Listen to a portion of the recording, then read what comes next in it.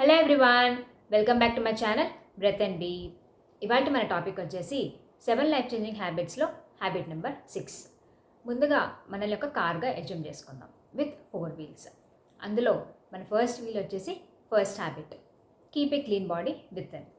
Second wheel వచ్చేసి eat living wholesome and plant based food. ఇంకా third wheel వచ్చేసి celebrate moment. Fourth wheel వచ్చేసి sleep like a baby. దీంతో మన car అనేది రెడీ అయిపోయింది. ఫిఫ్త్ హ్యాబిట్ వచ్చేసి మన నరిషింగ్ ద రిలేషన్షిప్స్, అంటే అది మన డ్రైవర్ అనుకుందాం. సో మన కార్ రెడీ అయింది, డ్రైవర్ కూడా రెడీ అయ్యాడు. సో ఇప్పుడు నెక్స్ట్ మనం ఈ కార్ తీసుకొని ఏ డైరెక్షన్లో వెళ్తాం, ఏ పాత్వే చూస్ చేసుకుంటాం, అండ్ మన డెస్టినేషన్ ఏంటి. ఇదే మన habit number 6, live with a purpose. Next అసలు ఈ పర్పస్ అనేది హెల్త్కి ఎలా కనెక్ట్ అవుతుంది అనేది ఒక చిన్న ఎగ్జాంపుల్తో చూద్దాం. ఒక లేడీ ఉంటారు, ఆవిడ ఒక ఆశ్రమానికి వెళ్తుంది. Like she have some health problem అనమాట. సో అక్కడ గురూజీ వచ్చేసి అన్నీ చెప్తారు, లైక్ డైట్, స్లీప్, రెగ్యులర్గా చేసే ఎక్సర్సైజ్, ఎవ్రీథింగ్ అనమాట చేస్తూ వెళ్తుంది. ఒక 3 months తర్వాత చెకప్కి వెళ్తే పెద్దగా ఇంప్రూవ్మెంట్ ఏమి ఉండదు. ఆయనకు అర్థం కాదు, అన్నీ బాగా చేసినప్పుడు ఎందుకు ఇంప్రూవ్మెంట్ అనేది లేదు అని చెప్పి అనుకొని కాసేపు ఆలోచించి ఆయన ఒక ప్రశ్న వేస్తారు. మీకు మొత్తం తగ్గిన తర్వాత ఇంటికి వెళ్ళాక మీ లైఫ్ స్టైల్ ఎలా ఉండబోతోంది? ఆవిడ ఒక్కటే చెప్తుంది, ఇంతకు ముందు ఎలా ఉందో అలాగే ఉంటుంది అని. సో ఆయనకు అప్పుడు అర్థం అవుతుంది. ఆవిడ ఒక్కటే ప్రశ్న అడుగుతారు, మీ లైఫ్లో మీ ప్యాషన్ ఏంటి, మీ పర్పస్ ఏంటి, ఒక రోజు పొద్దున్న లేవగానే ఏ ప్యాషన్తో లేస్తారు అంటే ఆవిడ ఏమీ లేదు, నార్మల్గానే అని చెప్పారు. అట్లా కాకుండా మీకు చిన్నప్పటి నుంచి మీకు ఏం చేస్తే ఇష్టం, మీ ఇష్టాలు ఏంటి అని అడిగితే ఆవిడ బాగా ఆలోచించి నాకు పెయింటింగ్ అంటే ఇష్టం, నాకు ఆర్టిస్ట్ అవ్వాలంటే ఇష్టం అని చెప్పి వదిలేస్తారు. సో ఆయన ఏం చెప్తారు, మీకు ఇప్పుడు చెప్పినవన్నీ మీ ఇంటికి వెళ్ళి మీరు ఫాలో అవ్వండి, అపార్ట్ ఫ్రమ్ దట్ మీ ఇష్టమైన మీ ప్యాషన్ని కూడా ఫాలో అవ్వండి అని చెప్తారు. ఒక 2 years తర్వాత మళ్ళీ అనుకోకుండా ఆ గురుజీని కలిసినప్పుడు ఆయన అడుగుతారనమాట, ఎలా ఉంది మీ హెల్త్ ఇప్పుడు, మీరు ఎలా ఉన్నారు అంటే ఆవిడ అంటుంది, నాకు ఏ హెల్త్ ఇష్యూస్ లేవని అంతా బాగానే ఉన్నాను అని. అప్పుడు ఆయన గుర్తు చేస్తారు, మీకు ఇట్లా ఒక ప్రాబ్లమ్ తోటి నా దగ్గరికి వచ్చారు కదా, సో తగ్గిందా అని. అప్పుడు ఆవిడ చెప్తుంది, నేను ఎప్పుడైతే నా పెళ్ళికి మునుపు వదిలేసిన పెయింట్ బ్రష్ని మళ్ళీ తీసుకొని స్టార్ట్ చేశానో, ఒక ఆర్టిస్ట్ని అయ్యి ఇవాళ రోజున నా ఆర్ట్ మొత్తం నేను గ్యాలరీలో పెట్టి ఐఎమ్ సెల్లింగ్ ఇట్ అండ్ చక్కగా గ్రో అయ్యాను అని. అండ్ దాంతో ఆవిడ హెల్త్ ఇష్యూస్ కూడా తగ్గిపోతాయి. సో దీని వెనకాల ఏంటి అంటే, మనం ఎప్పుడైతే మన లైఫ్ని ఒక ప్యాషన్ తోటి, పర్పస్ తోటి జీవిస్తామో మనకి ఎటువంటి హెల్త్ ఇష్యూస్ కూడా ఉండవు. అండ్ దీనికే ఇంకొక పేరు ఫైండ్ యువర్ ఇకిగై. మనం ఆల్రెడీ అంతకుముందు వీడియోలో మనం చెప్పుకున్నాం వాట్ ఈజ్ యువర్ ఇకిగై అని. అంటే మనకి ఇష్టమైన మన ప్యాషన్ ఏంటి, మన పర్పస్ ఏంటి, మనకి దేని పట్ల ఇంట్రెస్ట్ ఉంది, ఒకరోజు పొద్దున్న లేవగానే మనం ఒక మంచి కాజ్తో లేస్తున్నామా, ఇవన్నీ కూడా ఎవరికి వాళ్ళు ఫైండ్ అవుట్ చేసుకోవాలి. లైక్ జపాన్ సైడ్ అక్కడ జనాలు 100 years 120 years వరకు బతుకుతూ ఉంటారు. ఎందుకు?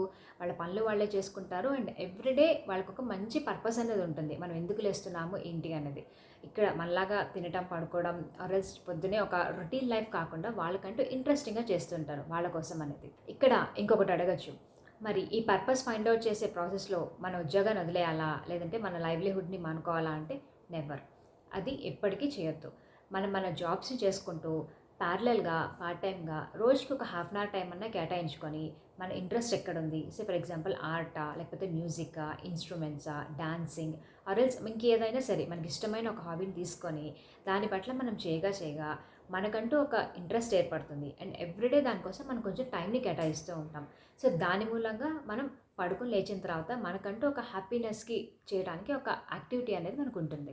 నెక్స్ట్ మన స్ట్రెంగ్త్ని ఐడెంటిఫై చేసుకోవాలి. ఎందుకు? ఒక చిన్న ఎగ్జాంపుల్తో చూద్దాం. ఎ ఫిష్ అండ్ ఎ ట్రీ, అందరికీ తెలిసింది. సో ఒక ఫిష్ అనేది ఎప్పుడైనా సరే నీళ్ళల్లో అనేది ఎత్తు ఉంటుంది. అదొకసారి ఏమవుతుంది, చెట్టు మీద మంకీస్ని చూసి దానికి కూడా పైకి వచ్చి చెట్టు ఎక్కి వాటితో పాటు ఎంజాయ్ చేయాలనుకుంటుంది.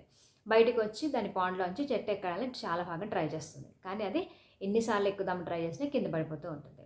అప్పుడు అటువైపు పాస్ అవుతున్న ఒక గురువు వచ్చి చెప్తాడు, నీ ప్లేస్ ఉండాల్సింది పాండ్లో, నువ్వు అందులో ఉంటే నువ్వు హ్యాపీగా స్విమ్ చేయగలుగుతావు, చెట్టు ఎక్కాలని ట్రై చేస్తే నువ్వు ఎప్పటికీ ఎక్కలేవని దానికి చెప్పి మళ్ళీ పాండులోకి పంపిస్తారు.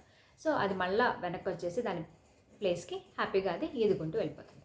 సో అట్లానే మనం ఎక్కడుంటే మనం గ్రో అవుతామో, ఎక్కడుంటే మనం హ్యాపీగా ఉంటామో, ఎక్కడుంటే మనం మన కెరియర్లో కానీ లైఫ్లో కానీ ఎదుగుతామో ఆ ప్లేస్ని మనం పర్ఫెక్ట్గా చూసుకొని అందులో ఉంటేనే మనం బాగుంటుంది. అంతేగాని మన స్ట్రెంగ్త్ లేని ప్లేస్కి వెళ్ళి అక్కడ మనం రాణించాలని ట్రై చేస్తే కనుక అది ఆపోజిట్ టు ద విండ్, అంటే మనం వెళ్ళాల్సిన దానికన్నా కూడా ఎగ్నెస్ట్గా వెళ్ళే పద్ధతి అనేది అవుతుంది. ఎప్పుడైతే పర్పస్ ఫైండ్ అవుట్ చేస్తామో నెక్స్ట్ మనం చేయాల్సింది ఏంటంటే సర్వీస్ టు అదర్స్. సర్వీస్ అంటే సేవ. ఇందులో 3 రకాలు ఉన్నాయి. ఫస్ట్ వన్ వచ్చేసి సెల్ఫ్ సెంట్రిక్ సర్వీస్, రెండోది వచ్చేసి ఫ్యామిలీ సెంట్రిక్ సర్వీస్, మూడోది వచ్చేసి community and beyond. So first one చూద్దాం. సెల్ఫ్ సెంట్రిక్ అంటే ఎప్పుడైతే నా కోసం నేనేం గెయిన్ అవుతాను, లేకపోతే నా ఒకడికి ఏం లాభం వస్తుంది అని చెప్పి అనుకుంటే అది సెల్ఫ్ సెంట్రిక్ వర్క్ అవుతుంది. రెండోది వచ్చేసి ఫ్యామిలీ సెంట్రిక్, అంటే నేను మాత్రమే కాకుండా నా ఫ్యామిలీ, నా ఎక్స్టెండెడ్ ఫ్యామిలీ వాళ్ళకు కూడా బెనిఫిట్ అవుతుంటే అది ఫ్యామిలీ సెంట్రిక్ సేవ్ అవుతుంది. మూడోది వచ్చేసి కమ్యూనిటీ అండ్ బియాండ్, అంటే నేను చేసే పని నాతో పాటు నా చుట్టుపక్కల ఉన్న హ్యూమన్ బీయింగ్స్ అందరికీ, యానిమల్స్కి, పెట్స్కి, ఇంకా ఎవరికైతే వాళ్ళందరికీ కూడా ఉపయోగపడుతుందో అది కమ్యూనిటీ అండ్ బియాండ్ అవుతుంది. మనం ఎందుకు సేవ్ చేయాలి, నా పర్పస్ నేను తెలుసుకున్నా, నేను హ్యాపీగా చేసుకుంటున్నాను, నేను ఒకరికి ఎందుకు హెల్ప్ చేయాలి అని క్వశ్చన్ అడగచ్చు. ఓకే, ఇక్కడే ఉంది అసలు. మనం ఏదైతే ఇస్తామో తిరిగి మనకి అదే వస్తుంది. సే ఫర్ ఎగ్జాంపుల్, ఇప్పుడు సెల్ఫ్ సెంట్రిక్ దాంట్లో నాకు 10 రూపీస్ వస్తాయి, ఈ లాస్ట్ కమ్యూనిటీ అండ్ బియాండ్లో నాకు 100 రూపీస్ వస్తాయి. ఎందుకంటే బెస్ట్ ఎగ్జాంపుల్, మొన్న మనకి యోగా డే జరిగింది, అందరు చూసుంటారు కదా. లైక్ అందులో నేను ఒక యోగా సార్ దగ్గరికి వెళ్తున్నాను, అతని పేరు వచ్చేసి సౌరవ్. అతను యోగా ఇంట్రెస్ట్ కొద్దీ తను స్టార్ట్ చేశాడు. సో తనొక్కడే చేసుకోవచ్చు కదా, లేకపోతే తన దగ్గర ఉన్న కమ్యూనిటీ వరకు చెప్పొచ్చు కదా. బట్ ప్రపంచం మొత్తానికి చెప్పి ఆల్మోస్ట్ ఒక 1 crore పీపుల్ వరకు అటెండ్ అయ్యారు ఆ ఒక్క 1 వీక్లోనే. సో దీన్ని సేవాభావం అంటారు. అపార్ట్ ఫ్రమ్ తనకి ఇన్కమ్ రావడమే కాకుండా హోల్ వరల్డ్కి తను హెల్ప్ చేస్తున్నాడు. సో ఈ థర్డ్ కేటగిరీకి ఇతను చెందుతాడు. So why purpose and service together, ఇవి రెండు ఎందుకు కలిపి చేయాలి అంటే, మనం మన కోసం చేసినప్పుడు కొంతకాలానికి బోర్ కొట్టేస్తుంది, తర్వాత నెక్స్ట్ ఏం చేయాలి అని క్వశ్చన్ వస్తుంది, లేదా మనొక్కరికే హ్యాపీనెస్ వస్తుంది, తర్వాత మళ్ళీ మనం బ్లాంక్నెస్కి వెళ్ళిపోతాము. వేరాజ్ ఎప్పుడైతే మనం పక్క వాళ్ళకి హెల్ప్ చేస్తూ వాళ్ళని కూడా అప్లిఫ్ట్ చేస్తామో, మనకి తెలియని ఒక జాయ్, ఒక కంటెంట్మెంట్ అనేది మన లోపల వస్తుంది. సో మనొక్కరికే కాకుండా మన చుట్టుపక్కల వాళ్ళందరికీ కూడా అప్లిఫ్ట్ చేయడానికి అది ఎంతో హెల్ప్ఫుల్ అవుతుంది. సో ఆల్వేస్ గుర్తుంచుకోండి, ఐ అనేది ఇల్నెస్, బి అనేది వెల్నెస్.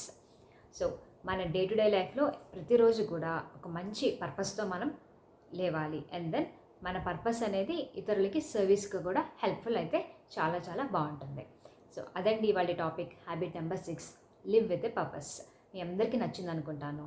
నచ్చితే కనుక మర్చిపోకుండా లైక్ చేయండి, కమెంట్ చేయండి అండ్ సబ్స్క్రైబ్ చేయండి. Thank you for watching the video and next week last హ్యాబిట్తో కలుద్దాం. Until then take care and bye by.